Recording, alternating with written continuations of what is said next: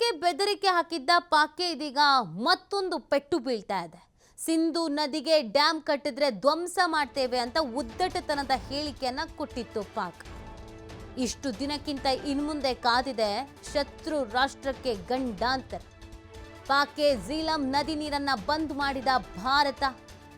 ಪಾಕ್ ಸಚಿವ ಕ್ವಾಜಾ ಬೆದರಿಕೆ ಹಾಕಿದಂತ ಮರು ದಿನವೇ ಭಾರತ ಶಾಕ್ ಅನ್ನ ನೀಡ್ತಾರೆ. ಜೊತೆಗೆ ಕಿಶನ್ ಗಂಗಾ ಅಣೆಕಟ್ಟಿನಿಂದಲೂ ಕೂಡ ನೀರನ್ನ ಬಂದ್ ಮಾಡಲಾಗಿದೆ. ಬಾಗ್ಲಿಹಾರ್ ಜಲಾಶಯದಿಂದಲೂ ಕೂಡ ಪಾಕ್ಗೆ ನೀರು ಸ್ಥಗಿತ ಮಾಡಲಾಗಿದೆ. ಜಮ್ಮು ಮತ್ತು ಕಾಶ್ಮೀರದ ರಾಮ್ಬನ್ ಬಳಿ ಇರುವಂತ ಜಲಾಶಯ ಭಾರತದ ಜಲ ಯುದ್ಧಕ್ಕೆ ಕಂಗಾಲಾಗ್ಬಿಟ್ಟಿದೆ ಪಾಕ್. ಇದರಿಂದ ವಿಲ್ಲ ಒದ್ದಾಡೋ ಪರಿಸ್ಥಿತಿಯಲ್ಲಿ ಸದ್ಯ ಪಾಕಿಸ್ತಾನ ಇದೆ. ಜಮ್ಮು ಮತ್ತು ಕಾಶ್ಮೀರದ ರಾಮ್ಬನ್ ಬಳಿ ಇರುವಂತ ಜಲಾಶಯ ಬಂದ್ ಮಾಡಿರುವಂಥದ್ದು. ಇದರಿಂದ ಪಾಕಿಸ್ತಾನಕ್ಕೆ ಸಂಕಷ್ಟ ಎದುರಾಗ್ತಾ ಇದೆ. ಈ ಥರದೊಂದು ಕಠಿಣವಾದಂಥ ನಿಲುವನ್ನು ಭಾರತ ತೆಗೆದುಕೊಳ್ಳುತ್ತೆ ಅಂತ ಪಾಕಿಸ್ತಾನ ಭಾವಿಸಿರಲಿಲ್ಲ. ಆ ಕಾರಣಕ್ಕಾಗಿಯೇ ಮಾಧ್ಯಮಗಳ ಮುಂದೆ ಪಾಕಿಸ್ತಾನದ ಜನರನ್ನ ಮೆಚ್ಚಿಸೋಕೆ ಅಂತ ಬಾಯಿಗೆ ಬಂದಂಗೆ ಮಾತಾಡ್ತಾ ಇದ್ರು.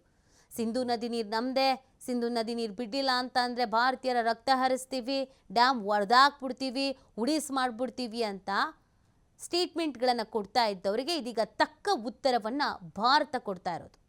ಪಾಕ್ಗೆ ಇದು ಮರ್ಮಾಘಾತ. ನೀರಿಲ್ಲದೆ ವಿಲ ಒದ್ದಾಡುವಂಥ ಪರಿಸ್ಥಿತಿ ಇದೆ. ಈಗ ಪಾಕಿಸ್ತಾನದ ಸ್ಥಿತಿ ಯಾವ ರೀತಿ ಆಗಿದೆ ಅಂತ ಅಂದರೆ